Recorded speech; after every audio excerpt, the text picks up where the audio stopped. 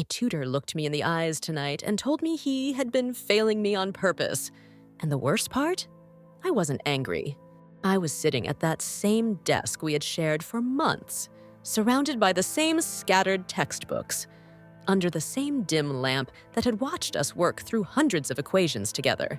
And when the truth finally came out of his mouth, calm, deliberate, almost rehearsed, the emotion that hit me first wasn't rage. It was something far more complicated than that. But let me take you back to the beginning of that night. Because what happened between midnight and 2 a.m. in that study room didn't start with a confession.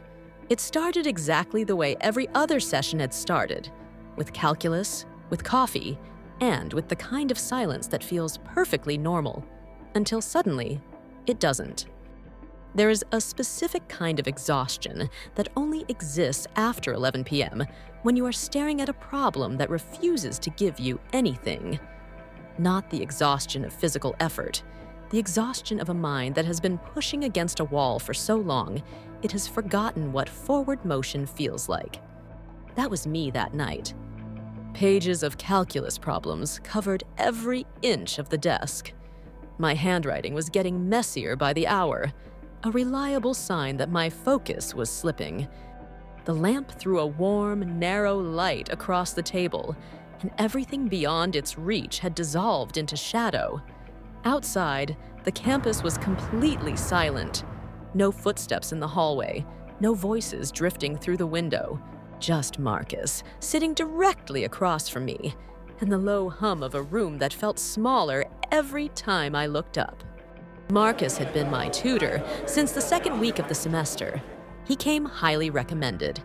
One of those graduate students who had a reputation for explaining complex concepts in ways that actually stuck. Patient, methodical, never condescending. He always arrived exactly on time, always brought his own annotated copies of the course material, and always asked at the start of every session how I was doing before we opened a single book.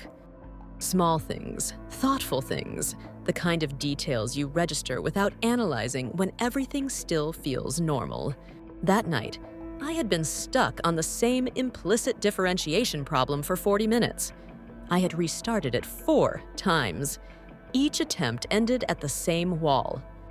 My frustration was no longer quiet. It was sitting right there on the surface, visible in the way I was pressing the pen against the paper, in the tight line of my jaw. Marcus watched me work more than he guided me.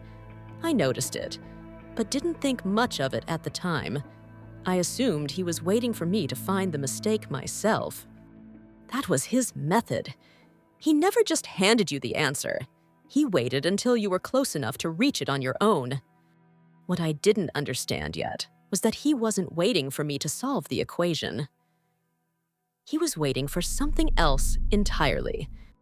It was Marcus who finally broke the silence.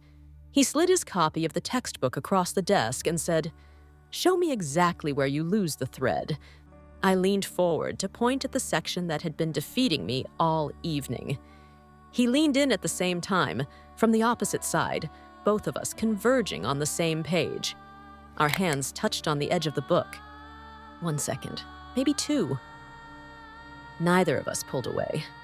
I want to describe this moment accurately because it would be easy to dramatize it in a way that isn't honest. It wasn't cinematic. There was no sudden music, no sharp intake of breath. It was quiet, almost unremarkably quiet, but the air in the room changed. There is no more precise way to say it than that.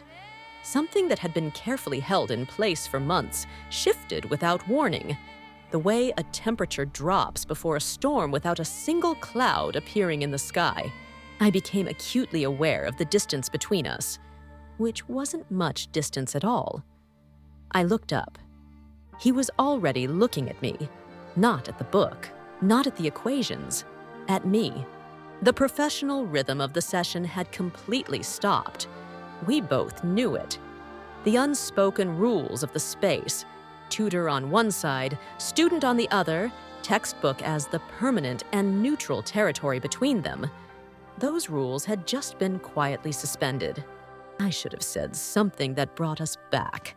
A question about the problem, a comment about the time, anything that acknowledged what had just happened by pretending it hadn't. I didn't, and neither did he. The silence that followed was the kind that has weight, not comfortable silence, not the productive quiet of two people focused on the same task. This was the silence of something unsaid pressing against the walls of a room, looking for a way out. It was my voice that finally broke it. And the question that came out surprised even me. Why do I keep failing? I meant the exam. I was genuinely asking about the exam. But the moment the words left my mouth, they felt like they were carrying more than I had intended. Marcus didn't answer immediately. He set down his pen, slowly, deliberately, like a man placing something fragile on a shelf. He looked at his hands for a moment. Then he looked at me. Because I let you fail, I processed the words individually at first, trying to locate the meaning in the syntax. A strange phrasing, a tired slip of language. Something that would make more sense if I waited a few seconds for the rest of the sentence. But there was no rest of the sentence. He held my gaze and he let those 4 words stand exactly as they were. Your answers on the last 2 assessments were correct. I scored them below what they deserved. Not enough to raise a flag with the department, just enough to make sure you needed more sessions. The coffee in my cup had been cold for an hour. The lamp buzzed softly above us. My pen was still resting against the notebook I had not written in for the last 10 minutes. And across the desk, a man who had spent months presenting himself as nothing but a committed academic professional had just told me, in a completely steady voice, that he had deliberately sabotaged my grades. I need to be honest about what I felt in the seconds that followed, because the simple version, the version where I was purely a victim of a clear and obvious betrayal, doesn't capture what actually happened inside me. There was betrayal. Absolutely. That cold, clean-edged feeling of realizing that the ground beneath something you trusted was not solid. My stress during those weeks, the late nights I had spent convinced I wasn't smart enough, the quiet shame of seeing another failing grade and wondering what I was missing. He had known. He had caused it. That part was real, and it was serious. But then he kept talking. And this is the part I have turned over in my mind more times than I can count since that night. These hours, this room, this desk, the 2 of us working through something difficult together. This is the only part of my week where I feel like I'm actually present, not performing a role, not managing expectations, just here, with someone whose company means something to me. And I couldn't figure out how to let that end. There is no clean intellectual response to a confession like that. You cannot meet that kind of vulnerability with a policy argument. Because whatever he had done, and what he had done was wrong, I am not softening that. He had done it from somewhere deeply, disturbingly human. The fear of losing something that makes an ordinary life feel worth showing up to. I sat with that for a long time before I said anything. The betrayal was real. The motivation behind it was also real. And those 2 things refused to cancel each other out. That is the part no one tells you about certain discoveries. Sometimes the truth doesn't give you clarity. Sometimes it just gives you a more complicated version of a situation you thought you already understood. I left that night without resolving anything. No dramatic confrontation, no ultimatum delivered across the desk. I gathered my things quietly, told him I needed time to think, and walked out into a campus that felt strange and unfamiliar, under the same sky it had always been under. I sat in my car for a long time before I started the engine. Not because I didn't know what I was going to do, but because I was trying to locate the exact moment things had shifted, and realizing I couldn't.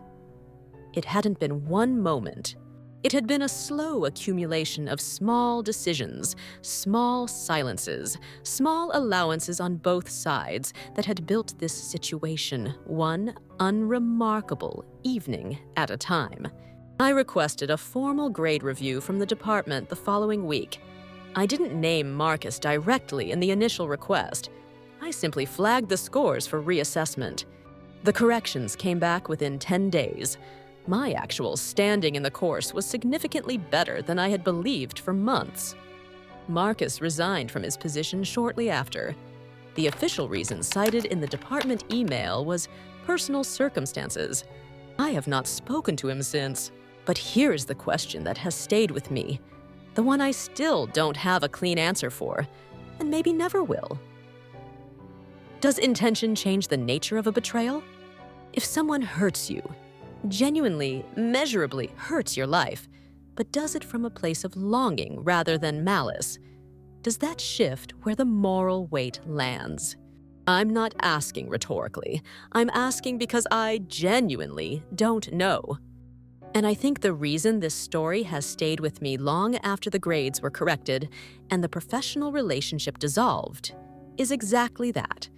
Because it sits in the uncomfortable space between a clear wrong and a recognizably human motivation.